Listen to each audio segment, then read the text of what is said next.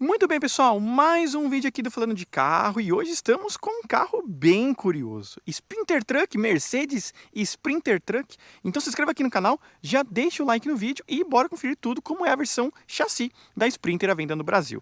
Lembrando que essa daqui é uma unidade, só o chassi, né, sem o implemento aqui atrás, de mais ou menos R$210 mil, para vocês terem uma ideia do valor desse modelo. Já lembrando que ela é a 315, com motor atualizado e uma série de coisas que a gente já mostrou na outra Sprinter, mas agora a gente vai mostrar nesta daqui também. Então nesta aqui, que é a versão Sprinter Truck, nós temos os faróis simples de dupla parábola aqui posicionado. Nós temos na parte inferior aqui luz e neblina e o para-choque todo em plástico para facilitar justamente a manutenção do carro. Você não tem o para-choque pintado, então é um custo a menos aí para o dono do caminhãozinho aqui no caso. Então aqui nós temos o símbolo da Mercedes-Benz, mas ele conta com um Distronic, que é o radar do assistente de frenagem autônoma, que fica posicionado nessa região aqui. É bem aqui que fica posicionado esse detalhe. Aqui a gente tem um degrauzinho justamente para a gente subir, poder limpar o capô, limpar lá o para-brisa. Aqui nós temos uns extratores de ar que daqui a pouco eu vou mostrar para vocês aí também como que é todo o visual. Mas ó, bem de frente aí com o caminhãozinho. Vocês estão notando como que é a Sprinter Truck. Bom, pessoal, eu já peço desculpas logo de cara, tá? A gente tá meio contra a luz, é um carro meio difícil da gente parar em qualquer lugar. Então aqui é um lugar mais tranquilo pra gente fazer essa gravação, tá? Aqui, ó, na parte lateral, nós temos essas rodas de aço, né, com pneus 225 de perfil 75 e aro 16. Então aí um pneu bem alto, justamente para dar um pouco de conforto, bem entre aspas, tá? Que eu já vou explicar a razão desse carro aqui ser bem ruinzinho de andar vazio. E ali na parte traseira também nós temos a mesma medida de pneu, tá? Não muda nada comparado à parte dianteira.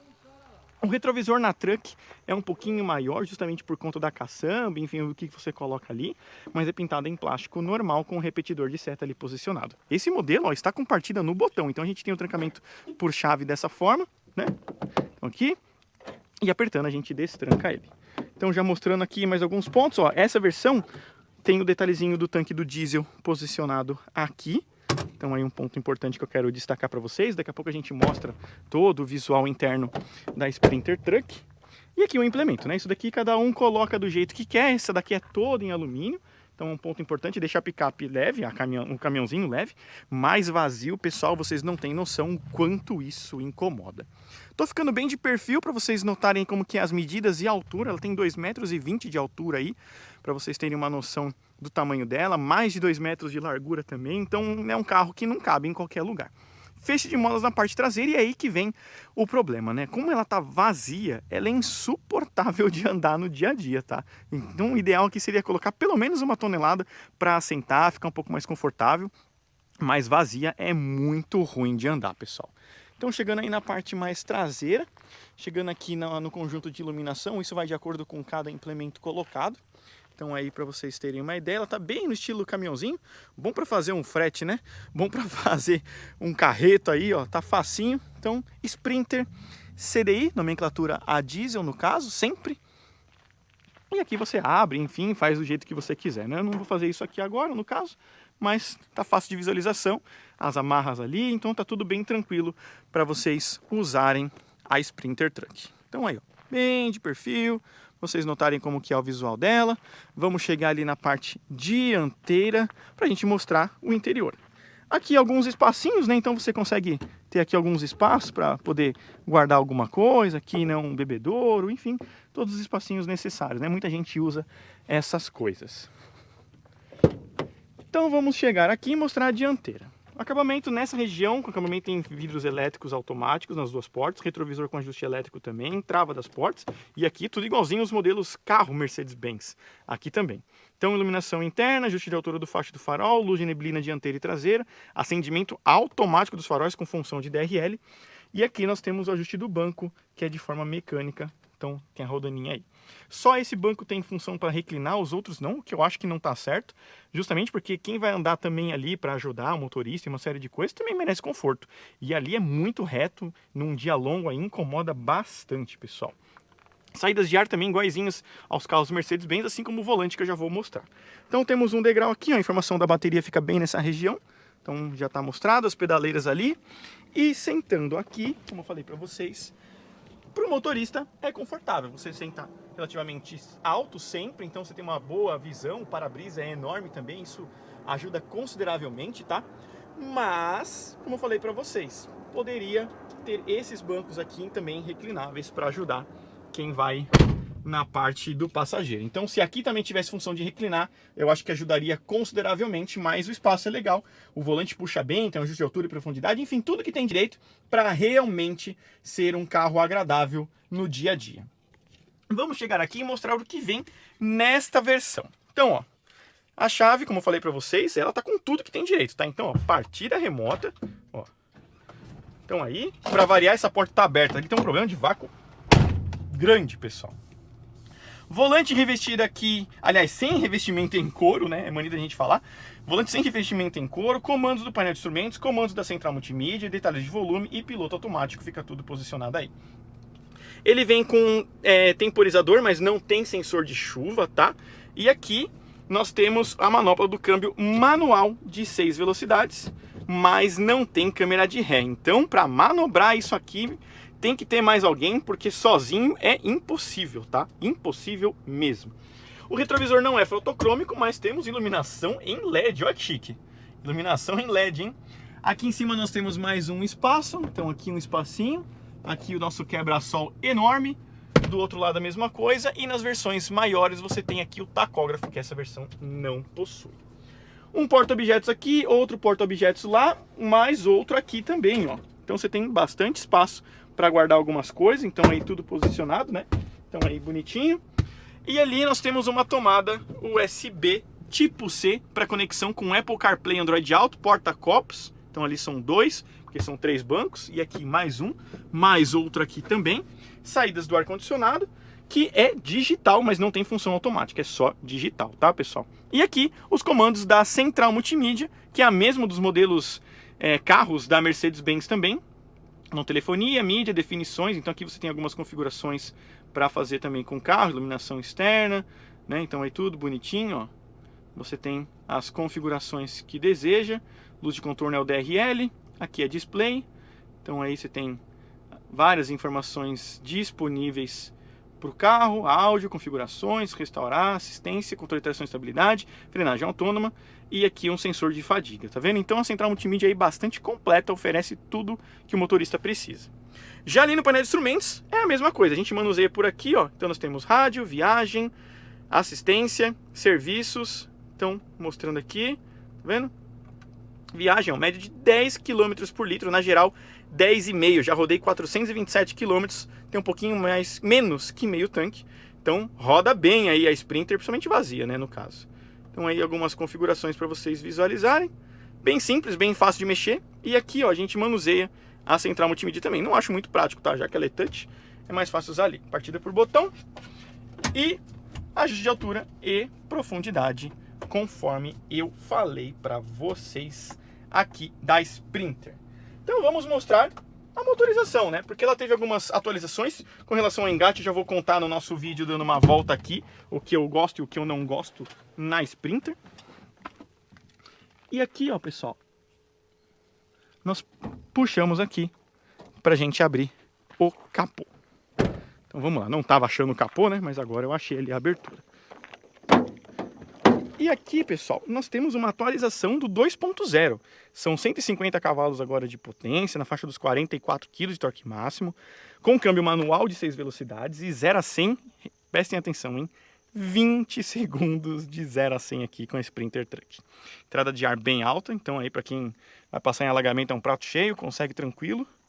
Então aí tudo para vocês. E ó, turbina ali, ó, posicionada nova, né, da Sprinter Truck para vocês. Então aí tudo bonitinho. Fechando aqui. E aí os detalhes dessa Sprinter Truck que custa 200 mil reais, pessoal. E aí, vale ou não vale vocês investirem 200 mil aqui nesta Sprinter Truck? Ou vocês preferem a Transit Chassi, que também vai chegar ao nosso mercado? Enfim, nós temos Ducato, enfim, uma série de carros também com essa faixa de preço, né, na casa dos 200 mil reais aí. E aí, o que vocês preferem? Agora a gente vai dar uma volta com ela e contar aí como que ela se comporta num ambiente mais rodoviário do que urbano, tá? Fica mais confortável pra gente poder conversar. Então se inscreva no canal, deixa o like e agora confira como que ela se comporta no dia a dia aqui em São Paulo. Bom, pessoal, e com relação aqui a Sprinter Truck, quero contar para vocês aí o que eu achei deste caminhãozinho. É um carro muito legal, muito interessante, vem bem equipado. Já falando para vocês sobre o consumo, tá ali, ó, 10,5 km por litro nos 437 km rodados. Lembrando que é sempre vazio. A Mercedes poderia ter colocado aqui uma tonelada, alguma coisa, para a gente ter uma percepção maior carregada de consumo, principalmente, e conforto, mas não foi ao caso. Conforto, sobretudo, porque o que acontece? Aqui você tem um feixe de mola atrás, feito para carregar carga. E com ela vazia é bem suportável, ela dá muito solavanco assim, sabe? Isso incomoda muito no fim das contas. E você não tem uma impressão real de conforto desse caminhãozinho aqui no caso. Então isso você perde um pouco da referência, mas algumas coisas a gente percebe com relação a isso. Mesmo no piores dos cenários com relação a esse conforto, você tem uma cabine muito bem construída, muito sólida. Então não faz barulho aqui nas portas, não faz barulho no console, colunas, sabe? Nada. Então isso prova que é um furgão, uma van, um caminhãozinho muito bem construído aqui no caso. E isso a gente consegue entender muito bem. Mesmo no pior dos cenários, ela ainda é bastante gostosa. A direção elétrica é super gostosa também, muito bom, tem um ótimo ângulo de giro. Mas como um usuário de um carro, andando sozinho principalmente, você aqui não tem muitas assistências, principalmente para estacionar. Ou seja, você não tem nenhuma. Você não tem uma câmera de ré, você não tem um sensor de estacionamento, sabe? E isso prejudica bastante, porque é um carro comprido que você não consegue enxergar muito bem atrás. Então eu acho que, pensando em um usuário, hoje cada vez mais os donos estão comprando e utilizando esses veículos e não passando para funcionários andar. Um dono de um food truck, um dono de, enfim, lava rápido de pet shop, sabe? Essas coisas assim. Cada vez mais os donos estão andando, faz falta esse tipo de equipamento em modelos como esse daqui. Imaginando que esse cliente ele já tem um carro com essas coisas, ele quer isso também nesse carro de serviço. Então eu acho que está na hora, assim como a Ford já está puxando essa fila de algumas assistências para o motorista em modelos como esse daqui, está na hora da Mercedes também colocar. Lógico que ele já tem assistente de frenagem autônoma, que isso ajuda consideravelmente, mas ainda falta algumas coisas, como um sensor de ponto cego, um assistente de faixa, um sensor de estacionamento que seja, ou no mínimo uma câmera de ré, para já deixar o motorista um pouco mais à vontade na hora de dirigir esses carros, porque realmente acaba sendo muito difícil você manusear. Outra coisa também é esse triangulador. Por mais que a Mercedes já tenha falado que nessa linha, com a versão 315, com um pouco mais de potência, o triangulador foi ajustado, foi melhorado, ainda continua um pouco impreciso, na minha opinião. Ainda é um carro que você tem aqui, ó, tá vendo? Uns engates meio ruim, né, meio travado, e isso prejudica um pouquinho o motorista a andar com um pouco mais de conforto, sabe? Você trocar de marcha aqui mais fácil, então esses engates que ela tem que não são muito precisos incomoda, coisa que a Transit, na minha opinião, já foi muito bem ajustada. Eu gosto bastante da condução da Transit, porque ela se aproxima demais de um cliente que tem uma caminhonete manual, vamos dizer assim. Então isso é um ponto muito forte da Transit, que a Sprinter ainda acho que precisa melhorar um pouquinho. Já tá na hora desses modelos aqui, principalmente, deixar de ser um carro de trabalho pesado, rústico, e se tornar carros mais agradáveis, para a pessoa realmente poder considerar uma compra para ele mesmo, enfim, dar conforto para os seus passageiros também, enfim, motoristas que vão usar o carro e uma série de coisas, sabe? Então tá na hora desses modelos ganharem esses tipos de assistência e conforto para deixar a vida a bordo muito mais confortável, na minha humilde opinião. Bom, com relação ao resto, aqui é muito opcional, então você tem aqui a central multimídia, o ar-condicionado digital, uma série de coisas, de regalias, né, que torna ela cara, mas ela ainda custa R$200 mil na sua versão normal, né, sem muitas coisas. O volante é muito gostoso, a direção elétrica dela é muito gostosa, é um ponto a elogiar. E no fim das contas, o que a gente mais escuta aqui é um pouco do ruído do motor. Ela em si é silenciosa, na faixa ali até os seus 100 km por hora, mas o ruído do motor é um pouco áspero, então ela não é muito silenciosa de motorização. Então algumas coisas ajudariam ainda mais a Sprinter se tornar um carro mais agradável ao dia a dia, pessoal. Então tá aí pra vocês um pouco das minhas impressões de uma pessoa que tem um carro normal e tá dirigindo um caminhãozinho como esse daqui. Espero que vocês tenham entendido alguns pontos de vista, na minha opinião, aqui sobre este modelo.